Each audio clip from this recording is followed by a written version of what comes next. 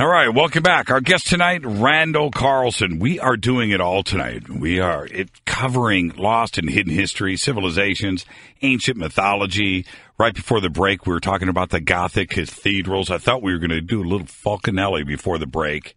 Our guest tonight, the one and only Randal Carlson, sitting in for George Norrie. I'm your host, Jimmy Church, continuing with Randal and your phone calls right after this short break. Stay with us. Welcome back to Coast AM. I'm your host, Jimmy Church. I'm sitting in for George tonight.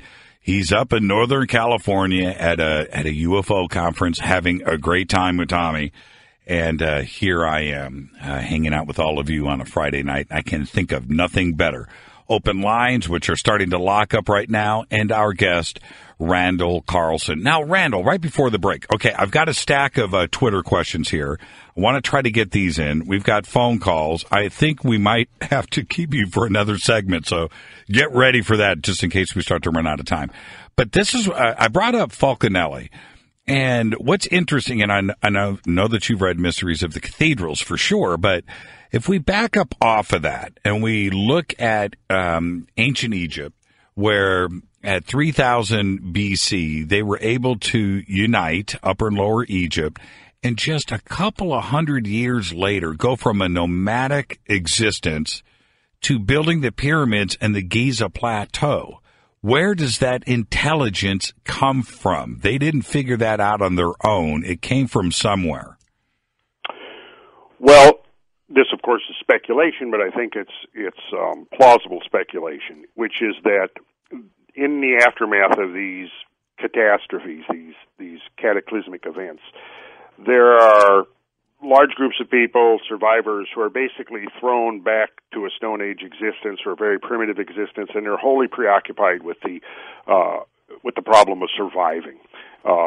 Whereas there are others who survive because they took advanced planning and intended to survive. So they made efforts to preserve themselves along with certain knowledge and information. In the aftermath of a catastrophe, like I was talking about earlier, I think one of the things we've seen quite regularly in the aftermath of these events is a population decline. And when you have a population decline like that, and no way of harvesting resources to undertake any kind of a major cultural phenomena, such as the building of the pyramids or anything else, you can't do it without a labor force, right? So what you do is you preserve the knowledge until it's such time when the conditions are ripe, and then you go forward and you bring your knowledge out and you say, this is the plan. This is what we're going to do. But obviously, I think there's another level to it in that, if we go back to like the most recent example, which I think has many parallels to the earlier examples, which was the Gothic cathedrals, we were talking about the amount of wealth necessary to undertake such an enterprise. And when you realize the number of skilled craftspeople that had to be engaged in this, we're not talking just about stone cutters and stone carvers and sculptors and carpenters and glaziers and engineers and astronomers and all of the skills and knowledge that went into these things.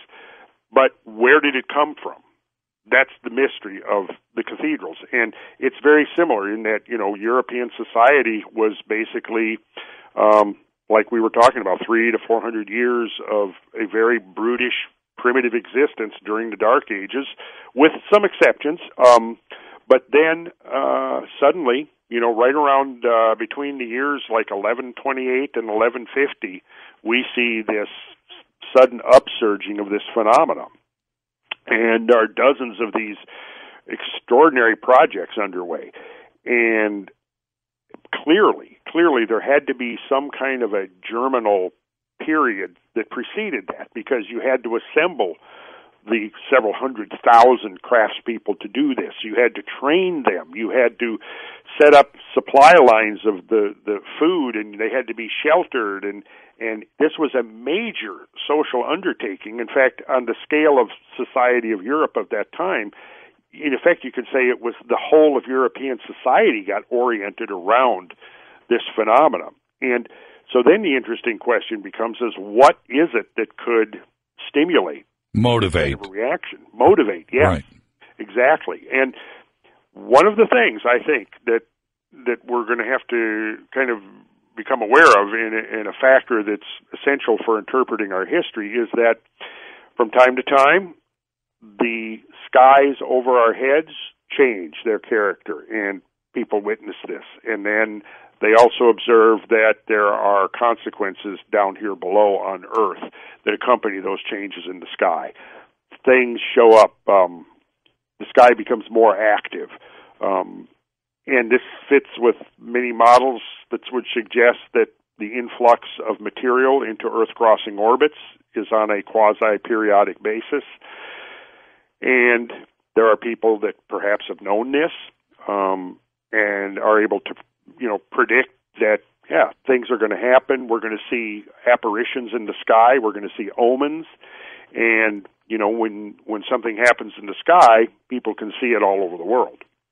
Are you suggesting that this same rise and fall is consistent with sites like Göbekli Tepe, certainly on the Giza Plateau, in Europe with the Dark Ages, that you have this rapid rise and a rapid fall too as well, where amnesia comes in. We forget our intelligence, we forget our technology, and then we have to turn around and relearn it again and again and again.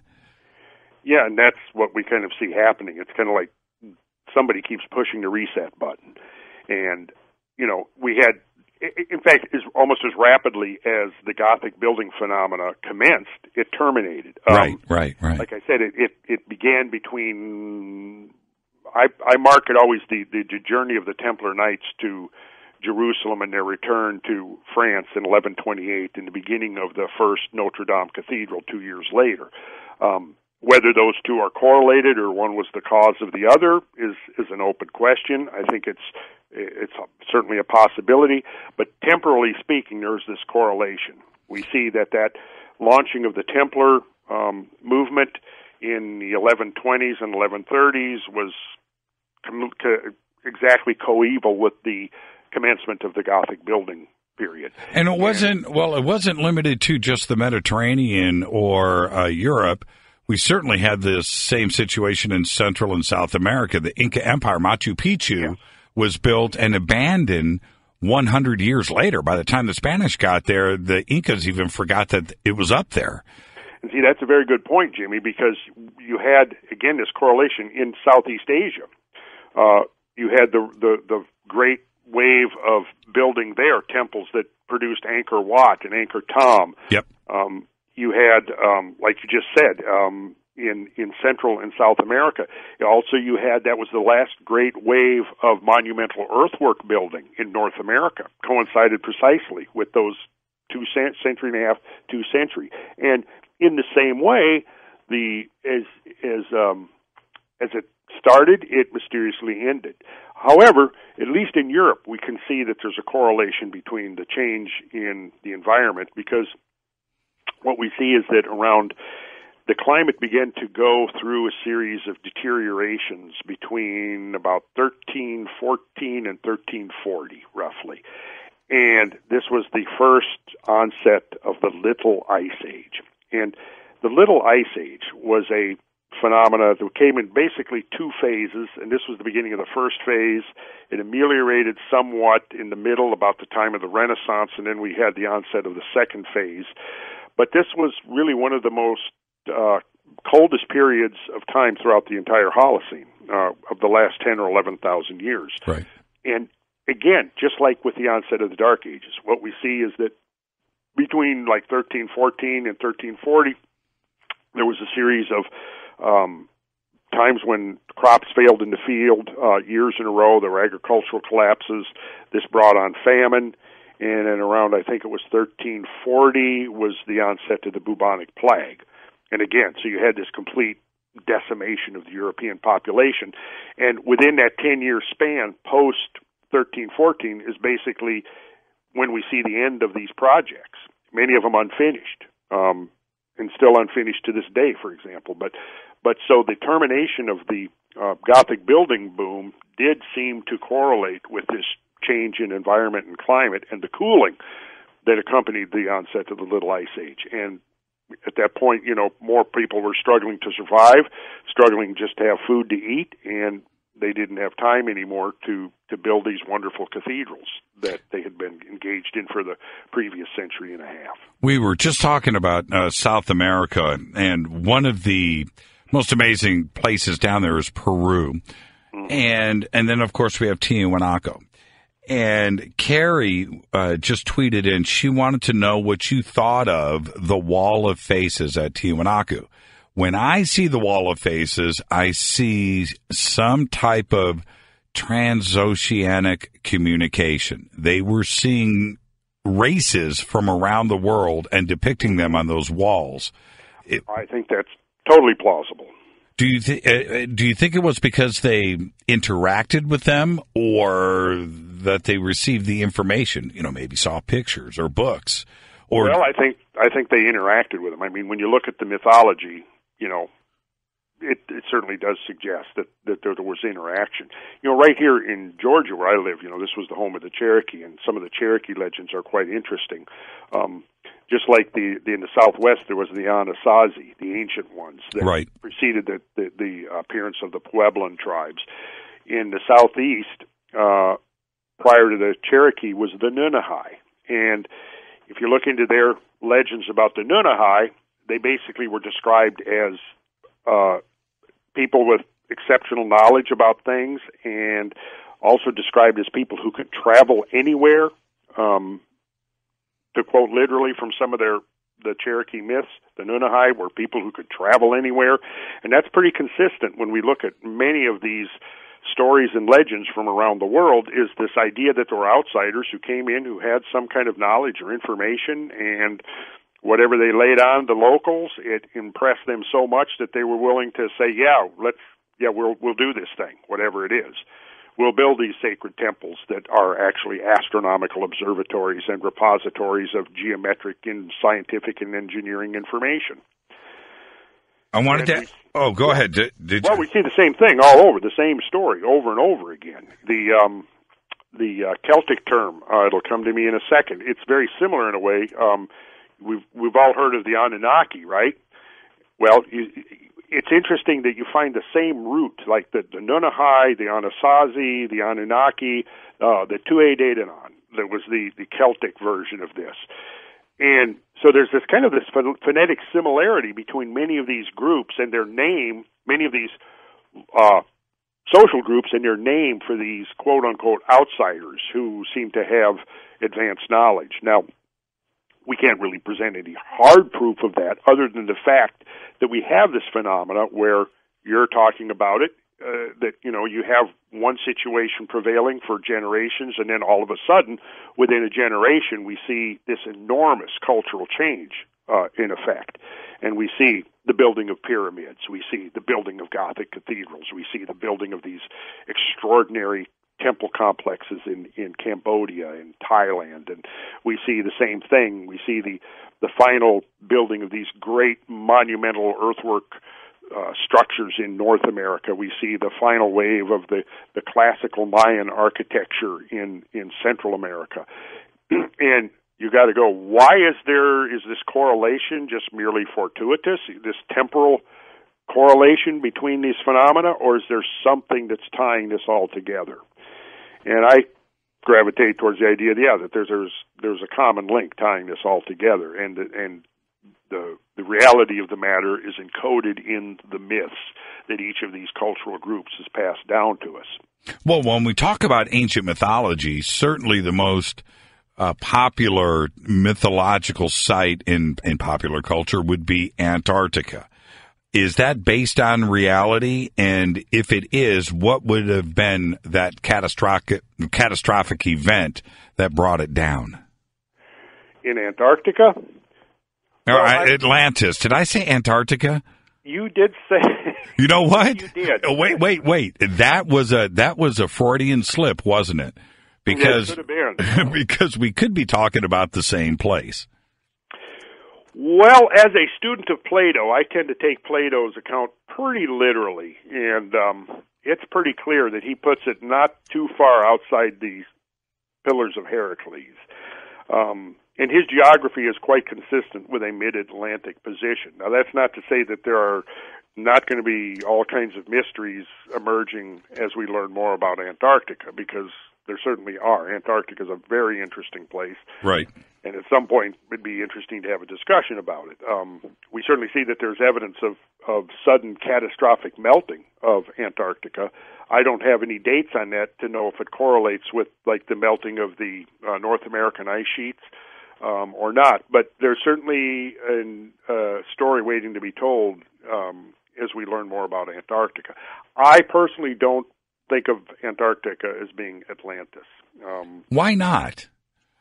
I mean, the reason where we have all of these shifts in the continents and in the plates, isn't it certainly possible that Antarctica could have been in a different place and in a better climate and with trees and animals and civilization and high technology, and it just ended up where it is today, right? Well, I'm a little bit sitting on the fence with that. I mean, those ideas go back mainly to Charles Hapgood, I think, and his ideas of accelerated global or accelerated plate tectonics, which I think is a consequence of the rapid deglaciation, because we get into a little bit of geophysics here, but the idea is that, you know, when you have this transfer of weight from the continents into the ocean basins during a deglaciation episode, and the transfer back out of the ocean basins onto the continents during the glacial buildup, this mass transfer affects tremendous vertical movements of the Earth's crust, in contrast to the lateral or horizontal movements that we ordinarily think of during plate tectonics or continental drift. Because of these very large vertical movements, what that does is it induces instabilities into the Earth's crust, because the crust is displaced in such a way that, you know, because of the Earth's oblateness that is spinning on its axis, its equatorial axis is 26 miles greater than its polar axis. And what that means is that anywhere on the surface of the Earth, any change in latitude is going to change your distance to the center of the Earth's mass, or center of gravity. Right. So that if you've traveled from the equator to the North Pole, for example, you will be 13 miles closer to Earth's center of mass. During a deglaciation episode, such as occurred, 11 to 14,000 years ago, basically what happens is large areas that were under the ice rebound and move away from Earth's center of gravity by sometimes thousands of feet, which now puts them not where they really want to be according to the latitude they're at. Well, hold on. Let me jump in right there, Randal. We got to take a break, but we'll pick it up right there when we come back. This is Coast to Coast AM. I'm your host, Jimmy Church. Our guest, Randal Carlson. Your calls next. Man. Van Morrison. I sing just like Van, by the way. I right now in the studio, it's better. It's better. No, it's not. Van Morrison. George Norrie and friends are going to be live on stage at the Plaza del Sol Performance Hall right here in Southern California at Cal State University Northridge. It's going down May 6th, 2017. Now, check it out. Dr. Bruce Goldberg, Daniel Brinkley, and Whitley Strieber all on the same stage. And then they're going to have a meet and greet following the show. Now, the bad news, I'm going to be here covering for George that night. And I can't go and hang out with all of you. Tickets and info over at coasttocoastam.com. Now, it is Friday night. All right? That means open lines. We've got one of the best guests that I've had on this show in a long time with Randal Carlson, which means your phone calls with Randal are next. Stay right there.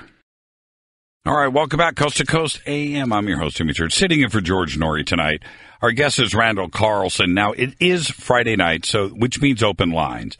But a couple of things. Randal has provided us some really cool images over at the website, coasttocoastam.com. So we need to get to those, but as promised, we got to do phone calls, which means we're going to do a little overtime with Randal. I don't think he has much of a choice at this point, do you, Randal? Apparently not. So Yeah, I guess I'll just play along here. And... Yeah, the next time around, I'll buy the drinks. Okay, I'll make it up to you.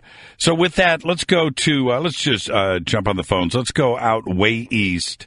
Wild card, James in Hartford, Connecticut. James, you're first up tonight on Coast. Say hi to Randal. Hi, Randal. Hi, Jimmy. Hello, James. Hi. I'm another Jimmy here, and I'm looking forward very much to see you, Jimmy, at the Contact in the Desert. I will be there with my wife. Fantastic. You know, it's one of the big events of the year, no doubt. So definitely come up and say hi.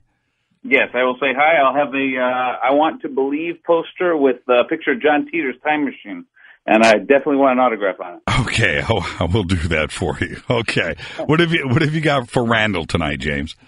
All right. My question for Randal is if he can maybe provide a little bit of a context for the or maybe an explanation for the triggering of the Renaissance, the European Renaissance, which, you know, we're taking a little bit of a leap from the Gothic architecture he was explaining earlier.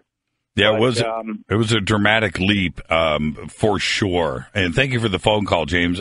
How do you explain that, Randal? Well, you know, the Renaissance kind of appeared in that. Remember, I said that there was like two phases to the Little Ice Age, and there was kind of an amelioration right in the middle. Right. And that pretty much coincided with the Renaissance. And I think that perhaps once again we had a period where, you know, the brutish struggle for survival was somewhat ameliorated, and people had a little bit more time to devote to matters of scientific inquiry and thought and philosophy and so on. You know, the events that pretty much brought the Little Ice Age on were not such that, you know, it didn't affect every place the same. So there were clearly places that were more severely affected than others. Like I mentioned, the Greenland colony was an extreme example. Oh, did we lose Randal again? We sure did. All right. You know what? I'll just break into a couple of phone calls here, and I'll do, you know what? I'm going to go with Jeff in Culver City because he's an old friend of the show, number one. Jeff, you're going to bail me out as we lost our guest because you're the man. And I will ask your question when Randal comes back. Do we have a deal? Yeah, you got it. Hey, Jimmy, can you hear me? I can hear you, Jeff. Jeff, are you getting... Jeff, thanks so much. Jeff, are you getting your learn on tonight? Is Randal the ultimate guest or what? He is the ultimate, man, and God bless his soul. But, Jimmy, you gave an excellent example and an excellent observation of Antarctica and its possible relation to Atlantis. And I'll comment on that, you know, who's down there and the strange entities that may be emanating from that place. But the question I had, you know, for you and Mr. Carlson is that you guys mentioned earlier the past, right? And it's, you know, the past regurgitates and reanimates within our current present-day run-of-the-mill lives now, Jimmy. Sure. There's absolutely no escaping the past, no matter how much one tries with drugs, alcohol, sex, or, you know, other diversions, you know, or distractions. You know, this is why we all have a past. You know, it's deliberately designed to be inescapable from our present and perhaps, you know, even have an important and integral role into whatever future we have, you know, either alive or dead in another parallel dimension, Jimmy, you know. So, you know, at least that my question was, Mr. Carlson, was since we are all inevitably stuck with our past, and in many cases a haunting and terrible past at that, and since our present reality may or may not be a continuation of that past, I just want to know, Jimmy, you know, ask you, is there any way minutely possible for one to somehow utilize both the past, present, for future and great endeavors, especially if one's past and current present has been horrific and tumultuous? I want to get your thoughts on that, Jimmy, and I'll take your answer up there. Great question, and Randal was actually here listening the whole time, Jeff, so there you go. Thank you, Jeff. What do you think about that, Randal? Taking a look at our past and our present and using that for the future and taking advantage of that. You know, certainly amnesia comes into play, doesn't it, with humanity? We forget so quickly. Absolutely. And one of the things that interests me both as a geologist and a geometrician is the idea of scale invariance, which is that when you look at phenomena For example, if we take the ground plans of the Gothic cathedrals as a good example, since we were talking about those, and you begin to break them down geometrically, what you find is that there is this dynamic symmetry involved in these plans such that the parts reflect the proportions of the whole. And this was very much one of the keys to great art and architecture throughout the ages, was this idea of this symmetry, but not symmetry in the sense of a left-right disposition about an axis, such as we define it today, but more of a symmetry between the part of a composition and the whole of the composition. Sort of what we would, to use the modern terminology, fractal self-similarity. Now, what I'm getting at here is that not only does this apply to space, but it applies to time as well. And when we begin to look at these models of temporal change, we see that within these cycles, there are catastrophes that happen. We look at the last 26,000 years, which is basically one precessional cycle of the Earth, and in the sacred traditions, the number that is typically used to represent this great year model, if you will, to use the terminology of Hamlet's Mill, the number 25,920 occurs, and that is very close to the modern measured rate of precession. What precession basically means is that the equinoxes, the vernal and the fall equinox, are shifting through the 12 zodiacal signs. And so when we talk about the transition from the age of Pisces into the age of Aquarius, what we're really talking about is that the vernal equinox for the last couple of thousand years has been moving through the constellation of Pisces, is now leaving that constellation, that region of the sky, and will move in the next 300 to 500 years into the constellation or star grouping that we now call Aquarius. And through this cycle of the precession of the Earth's axis, what we see is that it goes through each of the 12 ages, if you will, in turn. Within those 12 ages, we see that, by going back to what we were talking about at the very beginning of this discussion tonight, these points of discontinuity seem to occur on certain nodes within that wheel, that cosmic wheel that is represented by the zodiacal band and the movement of the vernal equinox. Interestingly, ancient peoples all over the world used the same mechanism to calibrate cosmic time, which was the position of the vernal equinox. Where was the sun in the sky at the moment that day and night were of the same length? And you had this perfect temporal symmetry within the cycle. What's interesting here is that, going back now to the idea of scale and variance, if we look at an average human life, and it works out to be about, right now, I think about 72 years. Turns out that you could describe the average lifespan now of a human on Earth is very, very close to 26,000 days, right? If you use 72 years and you take the ancient sacred calendars, which were always 360 days rather than 365 and a quarter, such as our modern calendar is, the sacred calendars, which used to run frequently concurrent with the more accurate calendars, were 360 days. Right. Right. Okay, you've probably encountered that idea. Well, the Egyptian calendars were all 360. Yeah. Well, if you have 72 years of 360 days, that's precisely 25,920 days. Right. So you have this proportional relationship now, which is interesting, because think about precessional cycle is the third motion of the Earth, and we could talk about that in greater depth at some point, because it may go beyond just Earth's axial motion. It may involve greater motions, but to not segue off into that, what we have is that we have this precessional cycle. We have the great year, which takes basically 25,920 years, give or take a century or two. And then, but when we talk about years, we're talking about annual trips of the Earth around the sun. So what we're really talking about here is a proportional relationship between the precessional cycle and the annual cycle. And it's 25,920 to 1 to use the sacred number. Well, what that means is that a human lifespan is to one rotation of the Earth on its axis, really precisely as the great year is to one trip of the Earth around the sun. So here is this scale and variance thing. Now, think about this. just as within the greater wheel, the greater cycle, there is these moments of punctuation where catastrophes happen. In our life cycle, in our span of a life, everybody goes through personal catastrophes of one sort or another, where you basically get completely knocked down, you get back up and try to keep going. You have, days that are pretty much very much a continuum, but then suddenly something is interrupted. There's an accident, a fire, a sudden death. Some kind of a catastrophe happens. And so there is this correlation between the cycle of a human life and the cycle of the planet itself as it goes through this 26,000 years. And we could begin to look at all kinds of interesting correlations like that between the human scale, the microcosm, the human scale, and the macrocosm, because all of these correlate on this scale invariant phenomena that we see, if you want to call it the fractal self-similarity of time and space.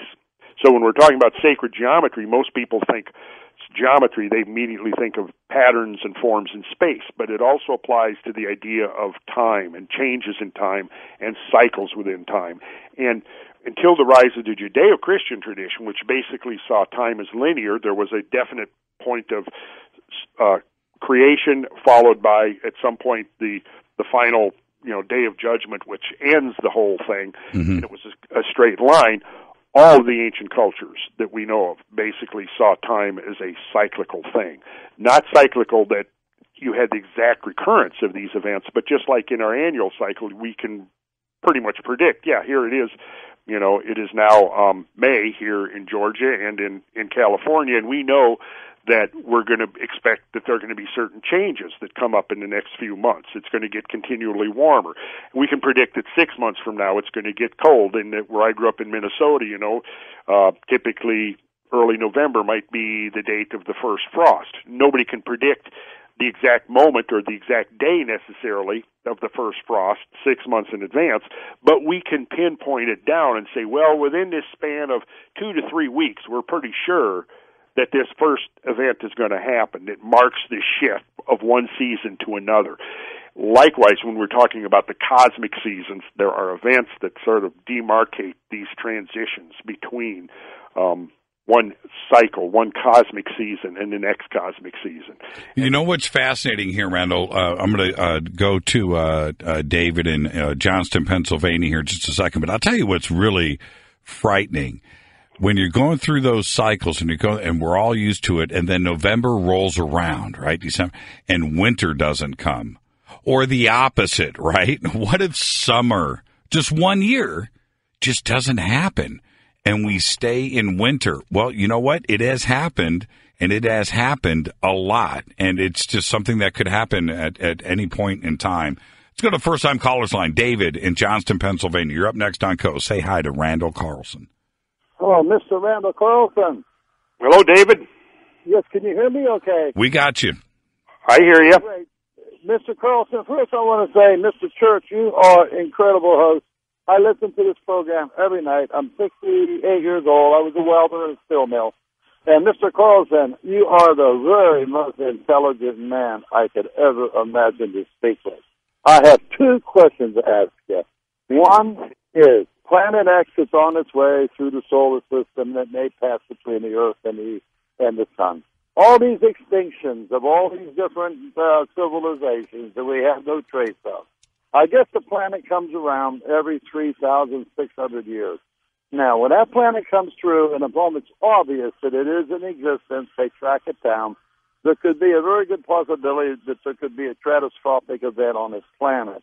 Do you believe, number one, that there's a good possibility that that planet will come through and create a change on the planet that is almost uncomprehensible? Number one. My answer to that is I haven't seen enough evidence yet, and I'm not saying that it's not there, but I haven't seen enough evidence yet to convince me that there is a Planet X. But I will say this, I do believe that there's some force that's perturbing the stability of the entire solar system. And what we see is that I think most changes on Earth can be traced to the incursion of asteroids and comets that basically deliver a wealth of cosmic material into the terrestrial biosphere, causing enormous changes. And the question becomes is if there's a periodicity to this incursion, which the evidence that I've looked at suggests that there is. What is driving that periodicity? If we look at the architecture of the solar system as a whole, what we find is that outside the orbit of Neptune is a belt of billions of comets called the Kuiper disk. Beyond that is the Oort cloud, more hundreds of billions of comets. And there's two types of comets that come into the inner solar system that can that have the potential to affect Earth. These are the short period comets and the long period comets. They're differentiated by the geometry of their orbit. A short period comet will come in and get captured into almost a ping pong type of game between Jupiter and the Sun, and it will form an elliptical orbit. And if the orbit of this cometary object tilts, it can intersect that of the Earth. If it tilts such that it falls into the plane of the Earth's orbit. At the same time, bear in mind now that when these comets come in and go into this kind of cosmic ball game between Jupiter and the Sun, they begin to disintegrate. And what might start out as a single cometary nucleus can turn into dozens of smaller subcometary nuclei, just as we saw back in 1994 with comet Shoemaker-Levy 9. And I think that the cosmos was giving us a major teaching event with that phenomena, because we saw a single comet nucleus coming from behind Jupiter. It had passed within Jupiter's very powerful gravitational field, had been ripped apart, and what had been a single cometary nucleus became 21 separate individual nuclei that now formed a string of pearls in space, orbited the Sun, and went back and intersected Jupiter's orbit right at the exact place and time that Jupiter was there. And we saw during the second week of July 1994, 21 of these cosmic pieces fall into Jupiter. Well, let me jump in right there. The coolest string of images I've seen in a long time, by the way. Our guest is Randal Carlson. Now, James, stay right there. I'll have Donna get your question, your second question during the break, and I'll make sure that Randal gets it when we come back. I'm your host, Jimmy Church. This is Coast to Coast AM.